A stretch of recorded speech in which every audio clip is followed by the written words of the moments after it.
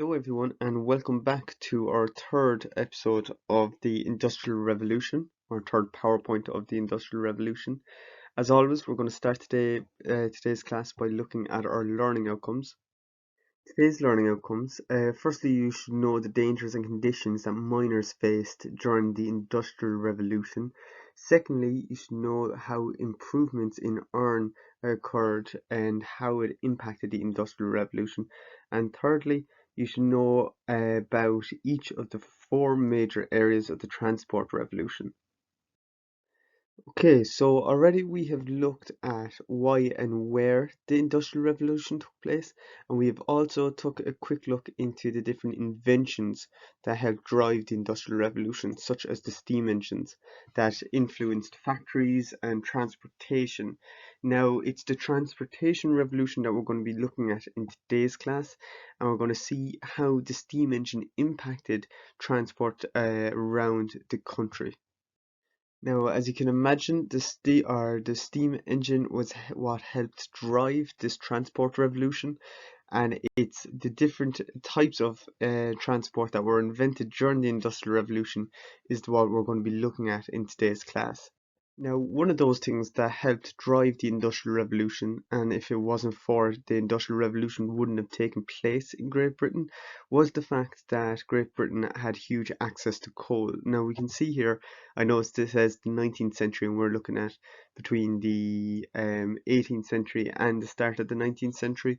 But this is just to kind of give you an idea of where the different coal mines are laid out around England and how accessible it was for them to access them. Now, the factors that led to the transport revolution was obviously the steam engine, the production of coal and the produce of it, and the production of iron as well. So we see here where they were able to access coal in their own country. Life inside these mines was deadly dangerous. So miners back in the day would have to worry about gas explosions, flooding, or rockfall because of the design of the mines and the fact that they didn't have modern day ventilation systems. So to avoid different catastrophes such as gas explosions or death by gas, the miners started bringing down canaries, as we can see in this photo here. So they would have these small little cages where they would keep one small canary bird, and he would act as an early prevention system that if the bird died of gas, that if they seen that the bird stopped singing or that the bird died inside in its cage, it was an early sign to see that there was gas starting to fill into the mine. So they would evacuate the whole mine if one of the birds died. Now, they also invented the Davy lamp, and the Davy lamp was to stop explosions because, as you probably know, coal is highly flammable, but even more flammable is both the gas that can be built up inside mines and the coal dust, because the coal dust can form an explosion like a bomb. So basically, they created this Davy lamp, which was an internal flame on the inside, and it didn't come out. There was no exposed flame, and it was an enclosed capsule. Now, this would stop anything igniting or any gas igniting. So here we can see some of the children that would work in these mines. Now, child labour was very common during the Industrial Revolution, as we know. Children as young as 6 or 7 used to work as trappers. Now, a trapper, as we can see here, would be the kid just opening and closing the store, and I'll explain that in a second.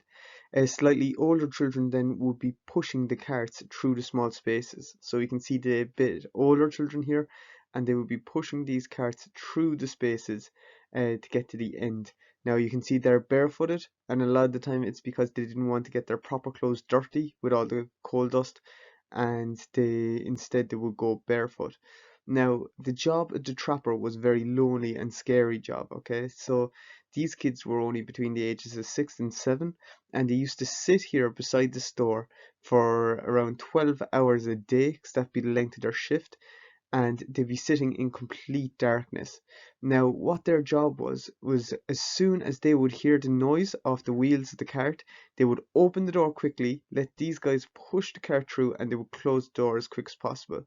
to stop gas building up in different chambers.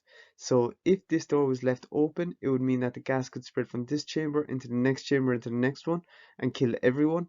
So their job was essential to make sure that people didn't die within the gas chamber, or within the coal mine.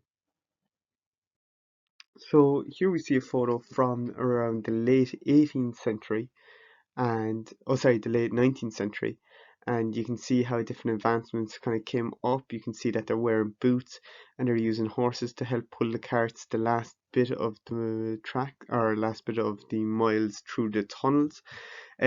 What they did start to figure out though was that people's life expectancy that worked inside in these mines were far shorter or far younger than before. So people were dying at a way younger age. Now they found that this was down to black lung, and this was a disease that they got from working down in the coal mines, where the particles from the dust and from the coal were gathering on their lungs and forming diseases. Now, this is quite common even in today's standards with people that work with clay.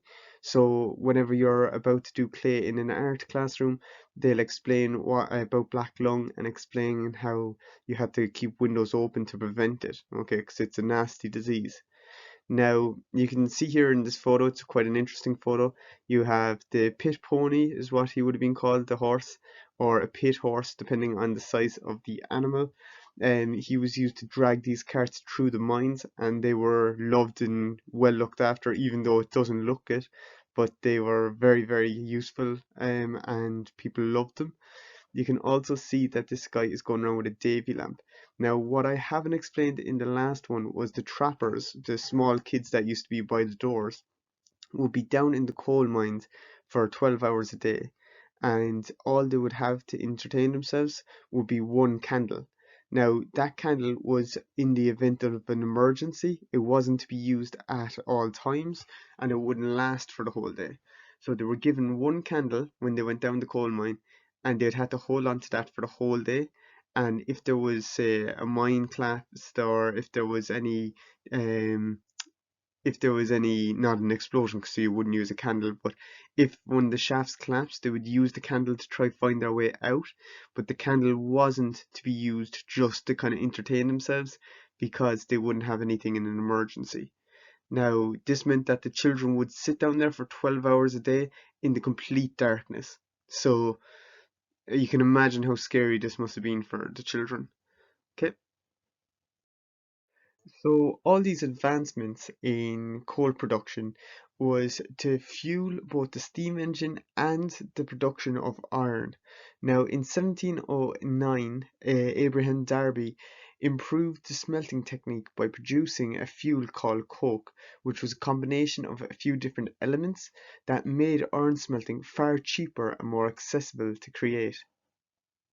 In 1784, Henry Cort improved the quality of that iron by using the puddling and rolling technique.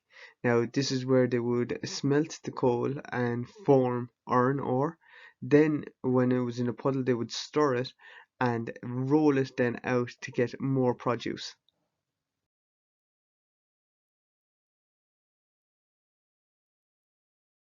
So with all these advancements in iron production and in the coal industry, the English had to develop better roads or new roads to deal with the or transportation of this coal and this iron. So what they decided to do was in 1663, England brought in turnpike trusts who were in charge of maintaining certain roads, and they also used to charge you tolls for using the roads. Now, these roads were primarily dirt tracks. They weren't the roads that we know today, but there were certain dirt tracks set up to take heavier goods being distributed around them.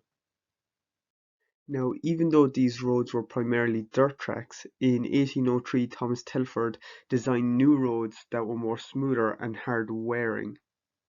So these roads were then revised or reinvented by John Adams in 1810 or in the 1810s, when he developed crushed stone within the pavements and two ditches built on either side.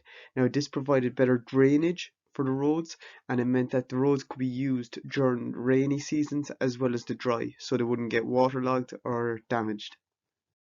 So a massive amount of roads were built. Around 225,000 kilometers of roads were built by 1830. This led it being way easier to transport materials and goods around the country, and this helped drive the Industrial Revolution. Right, so that brings us to a close for today's class. Now, we haven't finished everything I wanted to cover. I also wanted to cover the canal system, the induction or the introduction of steam trains and steam boats. So just taking a quick look at the two industrial revolution, or sorry, the transport revolution areas like that. So we'll have to get back to that in the next class. I'm just conscious of time. Now, by the end of this class, what you should know is you should know the dangers and the conditions that miners faced during the Industrial Revolution, such as the trappers and the different people that lived down the mine or that worked down the mines. You should also know how improvements occurred in iron production and how this impacted the Industrial Revolution. And we're not fully finished the different major areas of the transport revolution, but we'll get back to that in the next class. Okay, guys, thanks very much for watching.